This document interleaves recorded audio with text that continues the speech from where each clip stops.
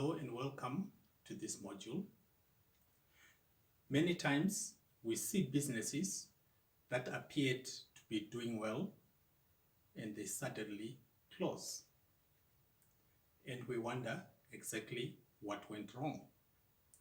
We are going to be discussing some of the reasons why businesses fail or fold. I have encapsulated it in what I call the revenue, cash flow, and profit dilemma. The reason why anybody starts a business is because they want to grow their wealth. For one to be able to determine whether their wealth is growing, they need to understand the concepts of revenue, cash flow, and profit. I'll try to explain these terms in day-to-day language. Revenue is the money that is generated through the sale of products or services. So the moment you sell something, you generate an invoice. That is the moment when you earn your revenue. In other words, even if you sell something on the last day of the month and you sell it on credit, the person is only going to pay after a month or two. But in terms of revenue, we say you have earned that revenue the moment the person signs the contract to buy that item. So when we are creating our income statement, the revenue is recorded in the month in which it is generated. In other words, in the month in which we conclude the sale.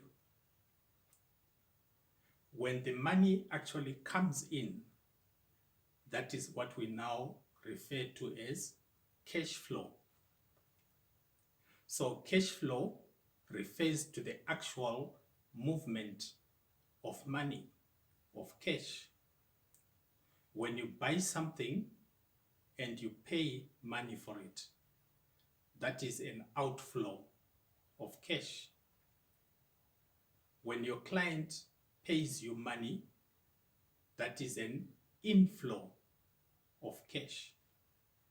So when we are talking about a cash flow statement, we are talking about a report that tells us how much actual cash we received and how much actual cash was paid out.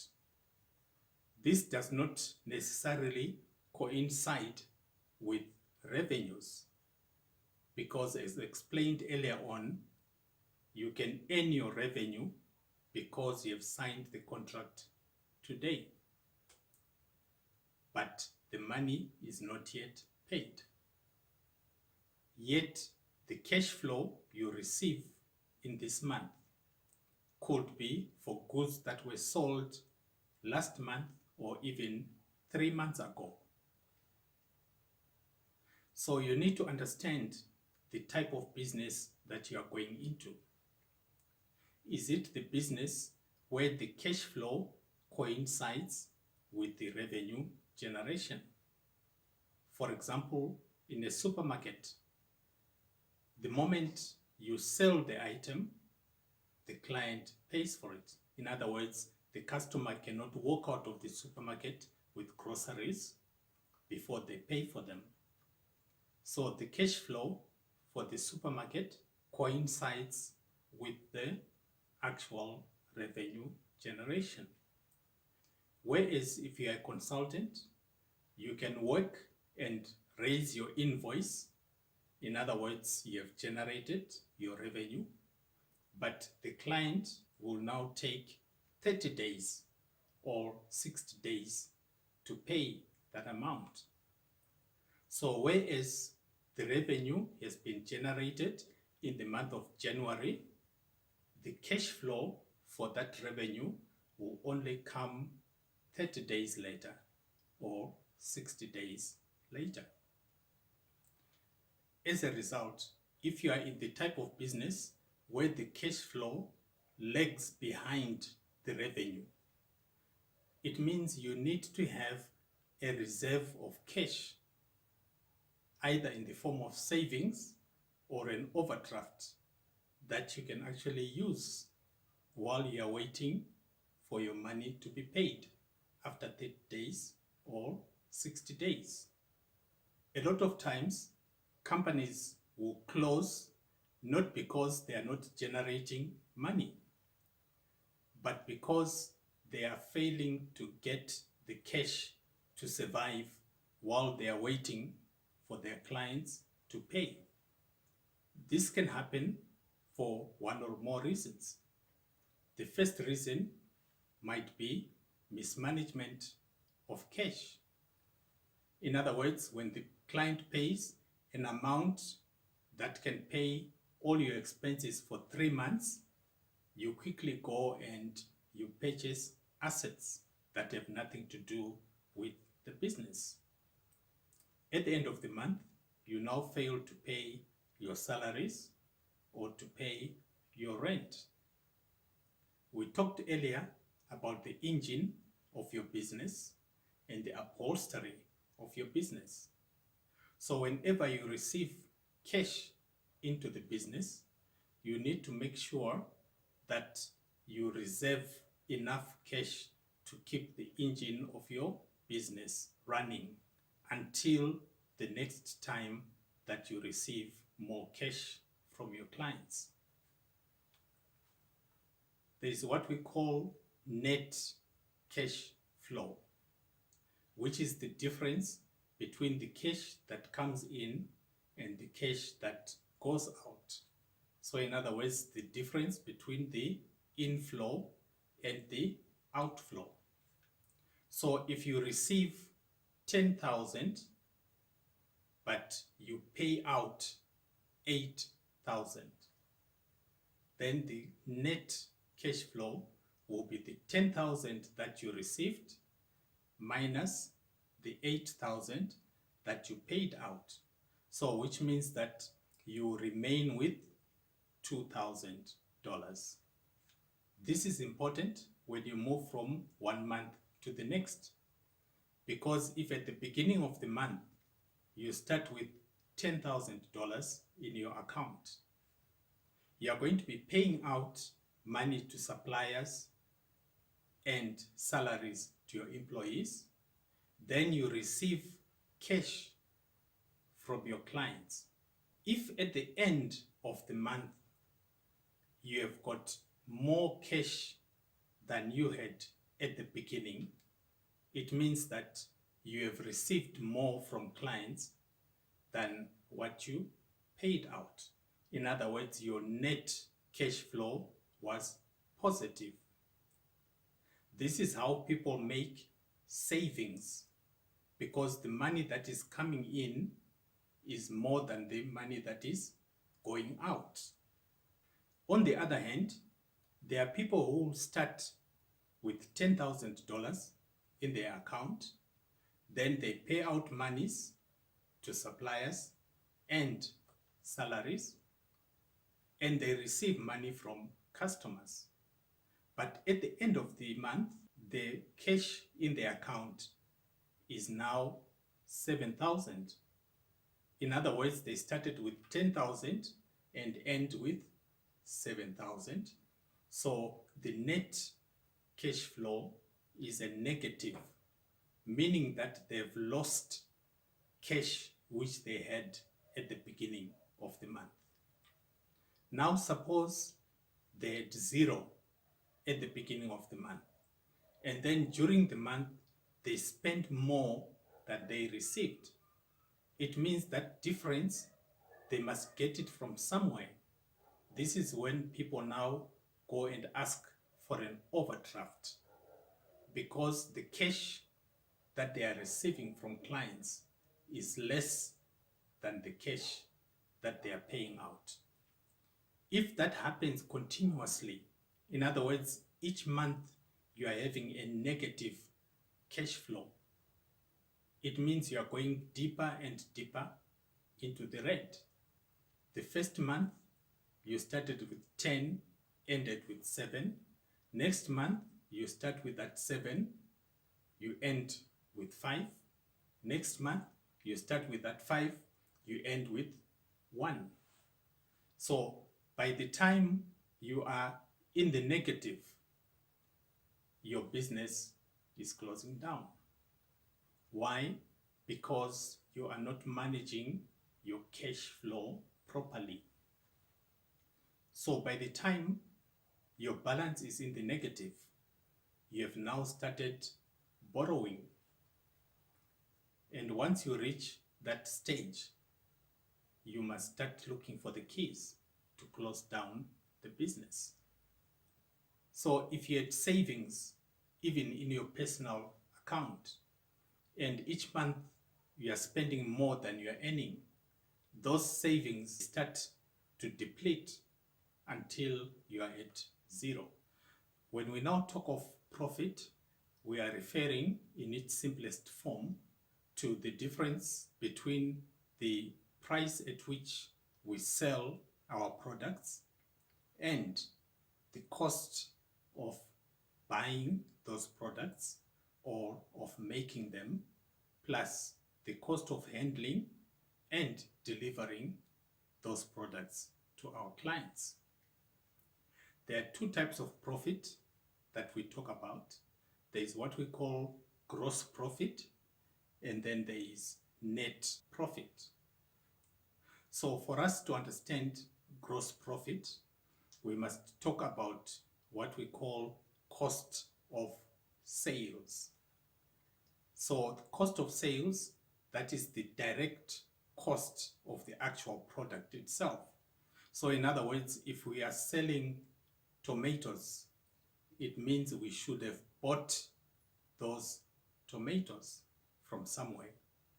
So if our supplier is selling the tomatoes at $10 per kilogram, that $10 that we pay directly to get a kg of tomatoes, that is what we refer to as cost of sales. In the same way, if you are manufacturing an item, there are costs that are related directly to the manufacturing of that item. And this consists of the raw materials that go into that particular item. So we call that cost of sales. So when you subtract the selling price minus the cost of sales, we get what is called gross profit. So in other words, that is the profit before we remove other operating expenses. So the next concept we are looking at is called break even. When we are selling our products or our service, we are making a profit on those sales. At the same time, each month we have got expenses that we have to pay.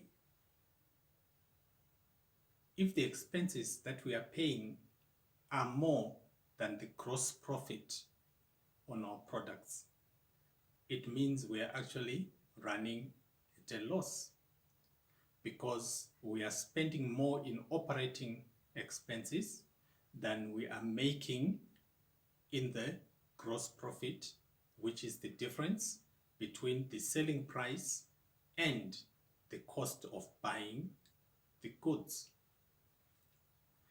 A time will now come when the expenses are the same or equal to the gross profit that we are making. We now call that a break-even point. So in other words, we are spending the same as we are earning. When we pass break-even point, it means that the profits we are making, they are now more than our operating expenses. So remember, I'm talking about the profits versus operating expenses and not revenue, because revenue is the total amount that your clients are going to pay you. But that total amount they've paid includes the amount that you used for purchasing the goods. So we cannot pay our rent using the capital that we used last month for purchasing stock. We need to be able to maintain that capital or to even increase it. The moment we start using some of the capital which is meant for stock and we are now using it for paying things like rentals or salaries, what we are doing now is to cripple the engine for the business. So you need to make enough profits to pay all your expenses so that you maintain the same level of stock or you increase the stock from one month to the next. So we can conclude from the break-even analysis that we did that the rate of turnover of stock is very important. What we mean by rate of turnover of stock is the number of times that we need to replace stock that has been sold, which also represents the rate at which we are selling the stock. So if the stock is selling slowly, then it means that within the month we are not selling enough to cover our expenses. So the little gross profit that you are making is all being swallowed by the monthly overheads. Let's take a simple example where you buy stock, say for $50,000, and you are going to sell that stock for $70,000. So when we hear those figures, the difference between 70,000 selling amount minus 50,000 cost of goods gives us a handsome profit of 20,000. Now imagine if you are paying expenses in terms of rentals and salaries of 10,000 per month. It means that within 2 months, you spend 20,000 in your overheads. Within 3 months, you spend 30,000. Now let's take that stock of 50,000, which is supposed to give us $70,000. If we can quickly sell that stock within 2 weeks, we can buy new stock, and in another 2 weeks, we have made another 20,000 profit. So meaning that within that month, our total profit will be 40,000. Then we subtract the 10,000 of the overheads and we walk away with a handsome 30,000 in net profit. Now let's take a business where the stock turnover is slow. Now from the $50,000 stock, we are only able to sell $20,000 per month. So it means that for us to reach the 70,000 total sales, it's going to take us 3.5 months. So we recover that whole money over 3.5 months, but the profit still remains 20,000, which is 70,000 minus the 50,000. In the meantime, we have been paying the fixed cost of rentals and salaries at 10,000 per month.